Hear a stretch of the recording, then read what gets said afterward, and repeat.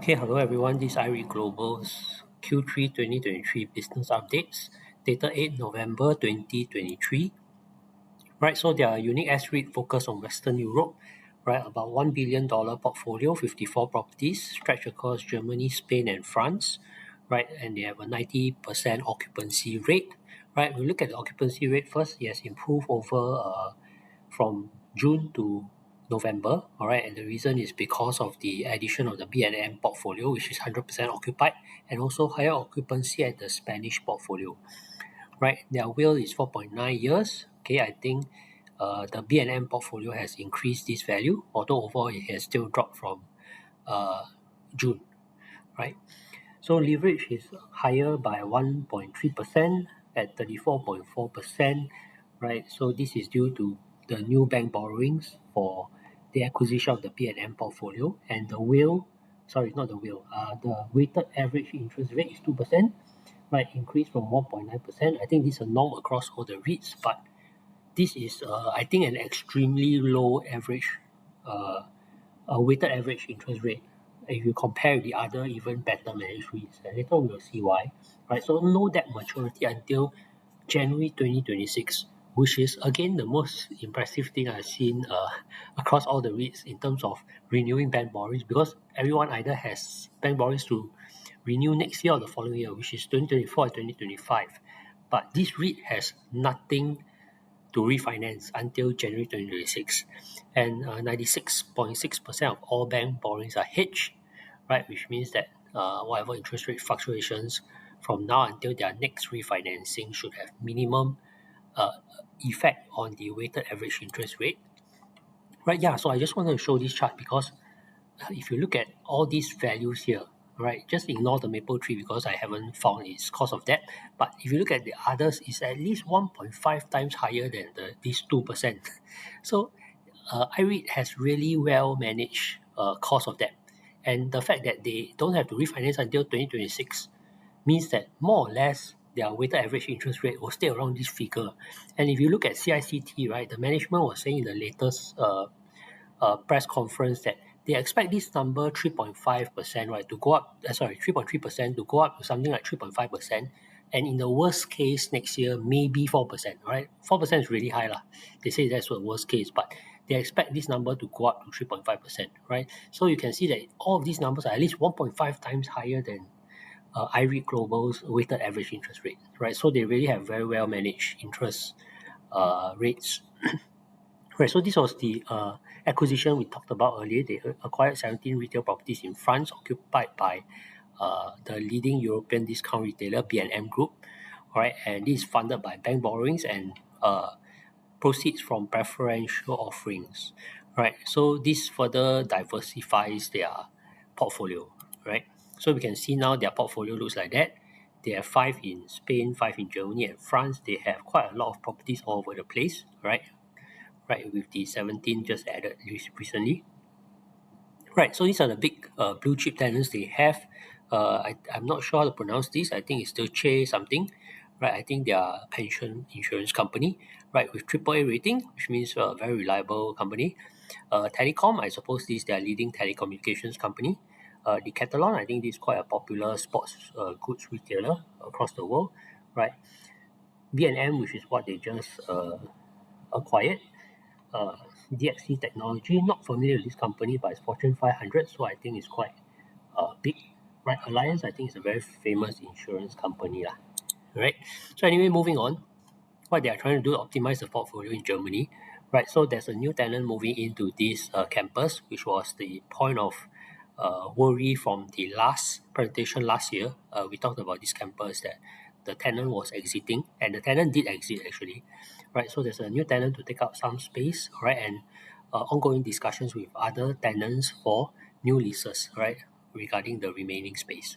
For Berlin, they expect that one of their main tenants is departing in the end of 2024, and they're really looking at how to refurbish the campus, right, to suit the next tenants. Right, so Spain, they have some updated leases, right, and yeah, France, I think uh, they completed some certification process for all the Decathlon retail properties. Right, so we move on. High inflation and interest rates. Right, so to benefit from higher rental income, as most leases include CPI indexation clause. So I believe what this means is that when the CPI inflation index increases, right, actually the rental increases as well. So in some ways, they are actually protected from inflation. Or when there is inflation, they have higher costs. They also collect higher rental, right? So 96.6% of existing borrowings are hedged over entire tenor, mitigating any impacts from rising interest rates. So that's really good, right? Retail is known to be resilient because even in bad times, you probably have to buy your essentials lah.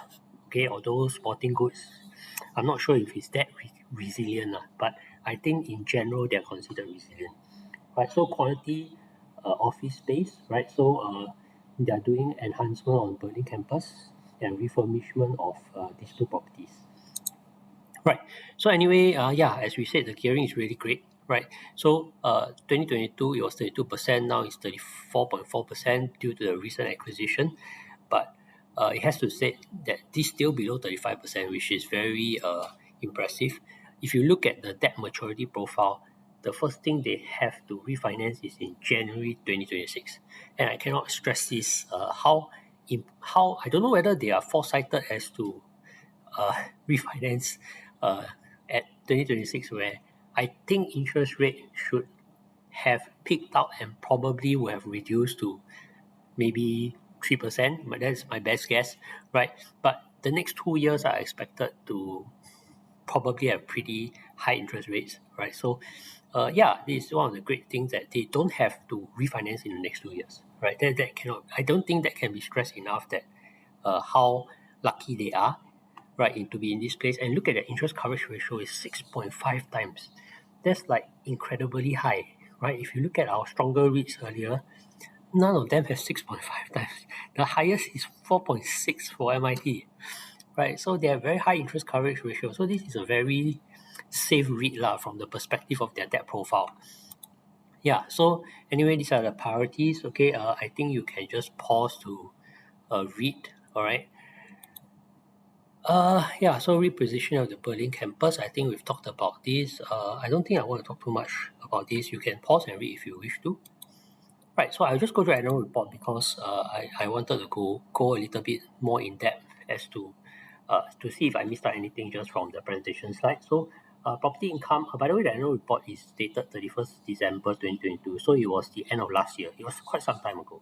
Right. So anyway, net property income was plus 14% year on year, gross revenue plus 18%, DPU dropped 8.2%.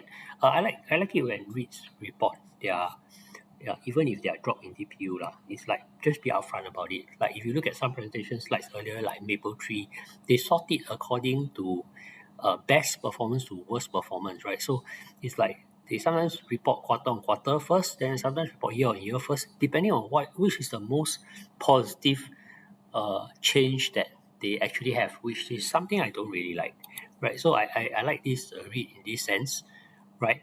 If we look at key financial figures ended 31st December 2022, right? So the net property value has dropped slightly, but if you look at the most recent slides earlier, it actually went up again, right? So this was 31st December 2022. The last one that we saw earlier was somewhere time in November 2023. Right, so this was really low. It's now 2%, right? No more 1.8%. Occupancy has increased to 90%. Leverage has gone up to something like 34%. And clearly, yes, this is the thing that I think is not enough represented, right? They did not have to refinance in 23, 24, and 25. The only time they have to refinance 26. Of course, this is a double-edged sword. If interest rates carry on staying high in the next 2 years and increase further, then they're in trouble because a lot of their debt is one shot. They have to refinance a lot of their debt one shot here. So this will be a big problem if interest rates doesn't go down in the next few years. Right, I have to say that as well. Right, so just to note, yep, very low gearing, 1.8% is very impressive.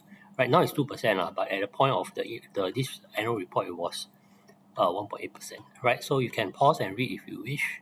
I don't want to keep this presentation too long. Right, so these are three-pronged strategy. I think they are really prudent at capital management. Have to give them props for that. Right, you can see net property income increased by net property expense increased by quite a lot, but this is common across the REITs lah. I don't think this is anything surprising that we should worry about. You can see that in terms of revenue, Germany is the most important, followed by France, which is less than half, and followed by Spain, which is less than half, and then France, sorry if it got cut off by something like 9,724 thousand euros, right? So about 9 million euros, right? And that means that France is the smallest part of their portfolio, right? So Germany is more than 2x of Spain. Then Spain is something like 1.5 times of France. Right, so valuation, I don't think there's too much to say. I think the capital management, as we have said many times, is really good. Right, so that's all I have. Thank you for listening.